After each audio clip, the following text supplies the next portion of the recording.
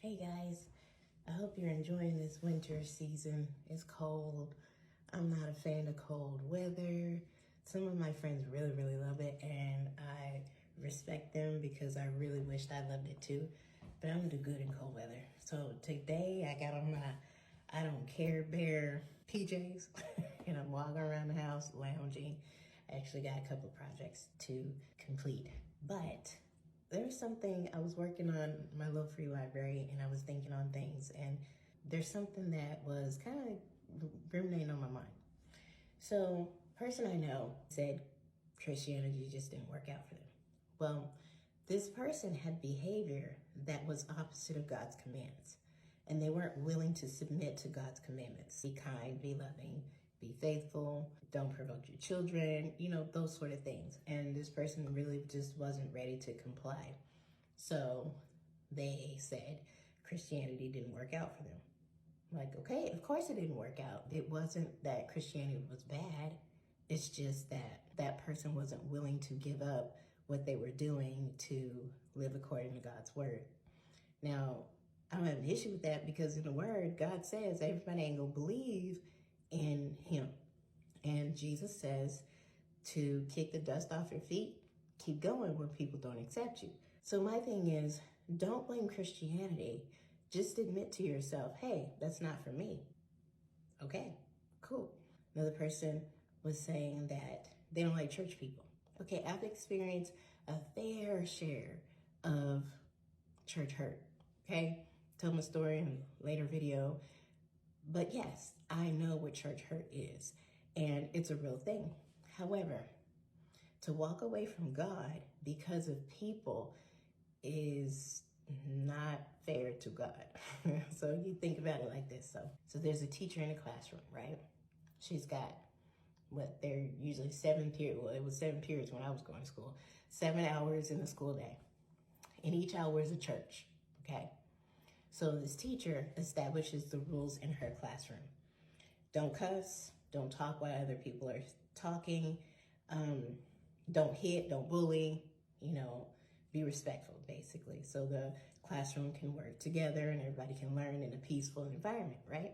Okay, so hour 1, everybody complies. Great, right? Hour 2, we got mayhem. Kids don't want to comply. It's everybody wants to live how they want to live, and they don't care about anybody else, right? So is it the teacher's fault? Okay? That the kids are not behaving. Well, the teacher has set rules.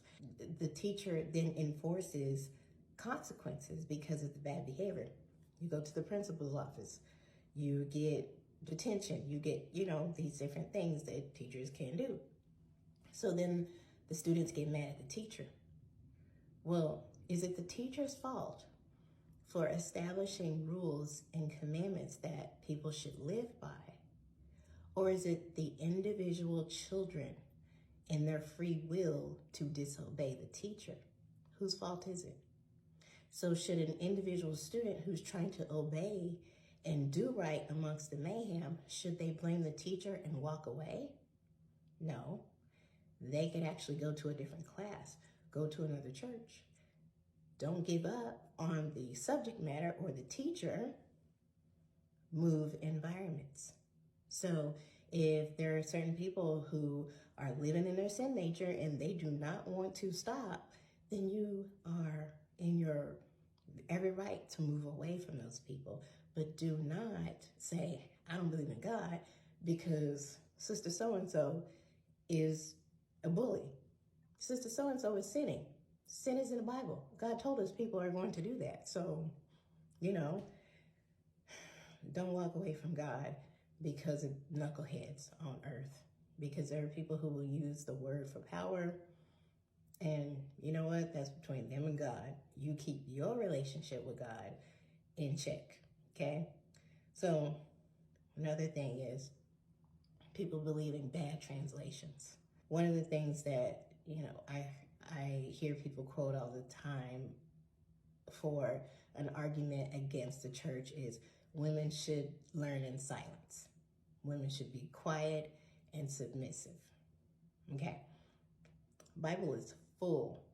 It's full of women who are leaders.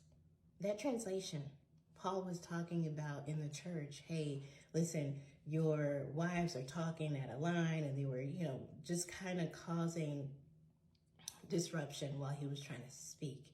He was basically saying, hey, listen, can you ask questions later? Can you learn in silence and chill out and then ask questions? Give me a chance to speak.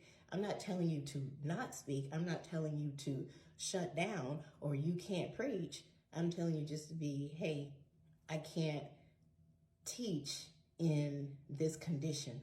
So for me to be able to teach, I need you to give me space to speak. Women, we like to chit chat. We like to talk and go on and ask questions.